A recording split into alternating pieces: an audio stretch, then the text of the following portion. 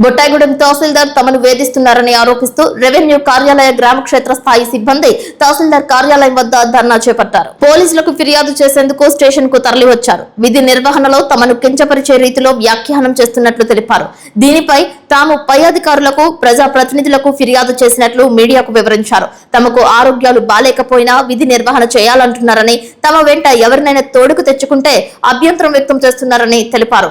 అయితే బుట్టాయిగూడెం తహసీల్దార్ చలపతిరావు విధిలో ఖచ్చితత్వం పాటిస్తున్నారా లేక విఆర్ఓలు, విఆర్ఏ, సర్వేయర్లు ఆరోపిస్తున్నట్లుగానే చేస్తున్నారా అనేది ఉన్నతాధికారుల విచారణలో తేలాల్సి ఉంది. తహసీల్దార్ కార్యాలయంలో జరుగుతున్న అంశాలపై పెరుమాళ్లకే తెలియాలని మరికొంతమంది గుసగుసలాడుతున్నారు. బుట్టాయిగూడెం మండలం విఆర్ఓస్ అండి. అదే గత కాలం నుంచి కూడా బుట్టాయిగూడెం ఎంఆర్ఓ గారు మహిళల పట్ల అసభ్యకరంగా మాట్లాడటం, అదేవిధంగా కూడా చాలా మంది మహిళా ఉద్యోగులు చెప్పి బాధపడే వాళ్ళు మా దగ్గరకు వచ్చి ఇంకా వాళ్ళు మారుతారనే ఉద్దేశంతో మేము చూసేవాళ్ళం. కానీ విపరీతమైన తిట్లు, మగవుల్ని కూడా విపరీతమైన తిట్లతో తిట్టడం, కోయ కులానికి చెందిన వారని కులం పేరు దూషించడం, అలాంటి మాట్లాడలు కూడా మా ముందు కాకుండా వేరే వాళ్ళ ముందు చెప్పడం జరిగింది. వాళ్ళు చెప్పిన విషయాలు అదేవిధంగా గ్రామంలో ఎంక్వైరీ చేసుకుని వచ్చిన రిపోర్టులు కూడా కాలంలో సంతకాలు చేయకుండా గంటల తరబడి నిలబెడుతూ ఇంకా కాలయాపన చేస్తూ మమ్మల్ని ఆలస్యం అని చెప్పడం మాకు చాలా బాధాకరంగా ఉందండి. మేమేమో పని చేయలేనట్లు,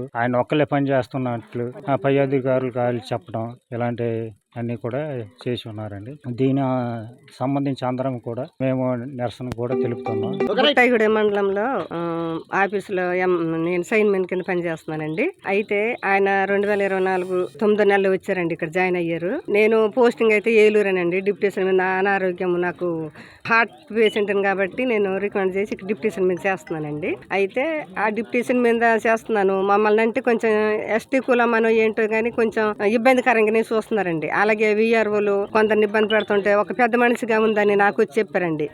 మేమేం చేసామంటే ఒక డీటీ గారికి తెలియపరిచాము, ఇలాగ ఇబ్బంది పెడుతున్నారండి. అప్పటి నుంచి ఇంకా ఆయన మహిళల పట్ల కొంచెం తప్పుగా ప్రవేశించుకుంటున్నాడు. అయినప్పటికీ ఇంకా ఆయన పెద్ద వయసు కదా, ఎందుకు అలా ప్రవేశించుకుంటున్నారు, ఇవాళ కాకపోయినా రేపైనా ఆయనలో మార్పు వస్తుంది, పెద్ద వయసు కదా, ఇంకా మన ఉద్యోగాలు ఇక్కడే కాబట్టి మనం సైలెంట్ గా చేద్దామని పిల్లలకి నేను ఒక పెద్ద తల్లిగా ఉండి వాళ్ళ ధైర్యం చెప్పి నేను వాళ్ళని పని చేపిస్తున్నాను. అయినప్పటికీ ఎవరి లోపలికి వెళ్తే ఏం జరిగే తెలియదు. వాళ్ళు వచ్చి ఏడ్చేవాళ్ళండి, లోపల ఏం జరిగేదో మాకు తెలిసేది కాదు. అయినప్పటికీ వాళ్ళు ఏడుస్తానే అమ్మ మేము ఇక్కడ ఉద్యోగం చేయలేమమ్మా, అవసరం ఉంటే సెలవు పెట్టి పాడేస్తామమ్మా అనేది. ఆశా మేడం అనే ఆవిడనైతే రకరకాలుగా తిట్టారంట. పాపం ఆవిడ వచ్చి ఏడుతున్నారు. చిన్న స్థాయి ఉద్యోగాలు అంటే చాలా చిన్నగా చూస్తున్నారండి. ఒక విఆర్ఓలతో అలా మాట్లాడే పట్ల అది మంచి పద్ధతి కాదు. కానీ ఆయన ఇష్టం వచ్చినట్టుగా మా ఆయన ముందే అలా పడితే అలా మాట్లాడాడు. ఆయన చాలా బాధపడి మేము బయట రాజకీయ నాయకుల దగ్గరికి కూడా వెళ్ళాం. వెళ్తే ఎవరి దగ్గరికి వెళ్ళినా నేను భయపడను, నేను ఇక్కడే ఉంటాను, మీరు ఏం చేస్తారు చేసుకోమని కూడా అడిగారండి. అప్పటి నుంచి నా మీద కూడా చాలా టార్గెట్ పెట్టారు ఆయన. అయితే నేను భయపడలేదు.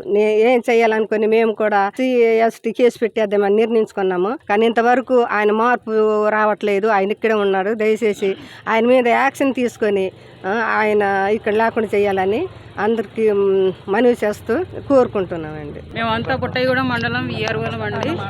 మా తహసీల్దార్ గారైన పివి చలపతిరావు గారు ఆయన అసభ్యకరమైన మాటలతోటి మమ్మల్ని చాలా ఇబ్బంది పెడుతున్నారండి. ఏదైనా సర్టిఫికేట్ పట్టుకొని లోపలికి వెళ్తే గంటల తరబడి నించోబెడతాం. మమ్మల్ని కనీసం నిండి శూలాలతో ఉన్న అమ్మాయిని కూడా చూడకుండా 2 గంటలు 3 గంటలు నించోబెట్టేసి మాట్లాడేస్తారండి. సంతకాలు పెడతానికి పెన్న తిప్పుతా ఉంటారు. అదే విధంగా పెద్ద ఆవిడ ఉన్నారండి, ఆవిడ స్టంట్ వేయించుకొని ఉన్నారు. ఆవిడ ఎంతో బాధపడతారు. నైట్ టైం 10 వరకు కూడా ఉంచేస్తారండి, అసలు సంతకాలు పెట్టరు. అదొకటి. అమ్మాయిల విషయాల్లో టచ్ చేస్తాం కూడాను. జీతాలు లేకపోతే మీరు బతకలేరా, 1 నెల జీతంతో చచ్చిపోతారా, లేకపోతే మీరు నేను జీతాలు లేకుండా బతుకుతున్నాను కదా, మీకేమైంది 1 నెల జీతం రాకపోతే మీరు ఎందుకు ఎంత ఇబ్బంది పడిపోతున్నారు, ఇలాంటి మాటలతో హింసిస్తున్నారండి. మేము ఇంతకుముందు ఎందుకు మీడియా ముందుకు రాలేదని అంటే ఇంతకు ముందు మారుతారన్న ఉద్దేశంతో ఉన్నామండి.